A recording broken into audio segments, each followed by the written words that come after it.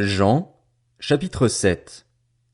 Après cela, Jésus continua de parcourir la Galilée. Il ne voulait pas séjourner en Judée car les Juifs cherchaient à le faire mourir. Or, la fête juive des Tentes était proche. Ses frères lui dirent, « Pars d'ici et va en Judée afin que tes disciples voient aussi ce que tu fais. Personne n'agit en secret, s'il cherche à être connu. Puisque tu fais ce genre de choses, montre-toi au monde. » En effet, ses frères non plus ne croyaient pas en lui. Jésus leur dit, « Le moment n'est pas encore venu pour moi, tandis que pour vous, c'est toujours le bon moment. Le monde ne peut pas vous détester, tandis que moi, il me déteste parce que je témoigne à son sujet que sa manière d'agir est mauvaise.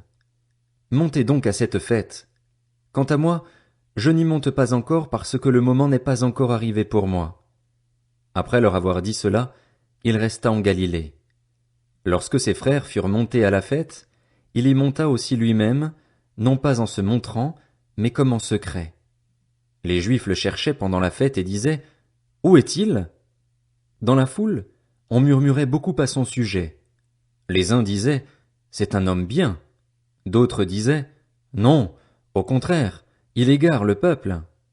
Personne, toutefois, ne parlait ouvertement de lui, par crainte des chefs juifs. C'était déjà le milieu de la fête lorsque Jésus monta au temple et se mit à enseigner. Les Juifs s'étonnaient et disaient, « Comment connaît-il les Écritures, lui qui n'a pas étudié ?»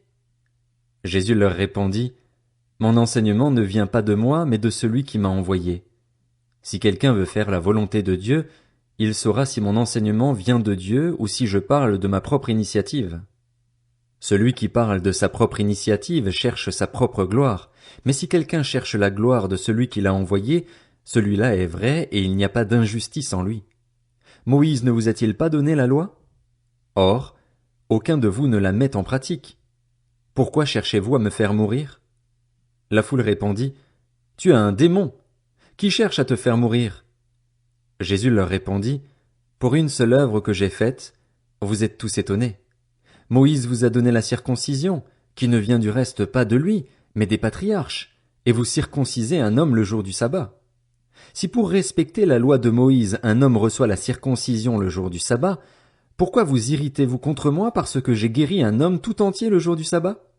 Ne jugez pas d'après l'apparence, mais portez un jugement juste. » Quelques habitants de Jérusalem disaient, « N'est-ce pas celui qu'il cherche à faire mourir? Le voici qui parle librement et ils ne lui disent rien. Est-ce que les chefs auraient vraiment reconnu qu'il est le Messie?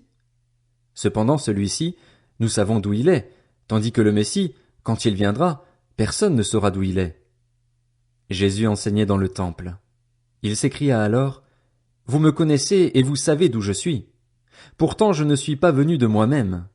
Au contraire, celui qui m'a envoyé est vrai et vous ne le connaissez pas. Pour ma part, je le connais, car je viens d'auprès de lui et c'est lui qui m'a envoyé. » Il cherchait donc à l'arrêter, mais personne ne mit la main sur lui parce que son heure n'était pas encore venue.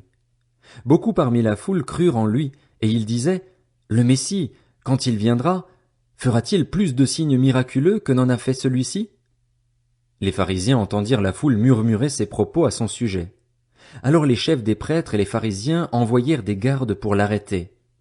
Jésus dit, « Je suis encore avec vous pour un peu de temps, puis je m'en vais vers celui qui m'a envoyé. Vous me chercherez et vous ne me trouverez pas, et là où je serai, vous ne pouvez pas venir. » Les Juifs se dirent alors entre eux, « Où ira-t-il, pour que nous ne le trouvions pas? Ira-t-il chez ceux qui sont dispersés dans le reste du monde et enseignera-t-il les non-juifs?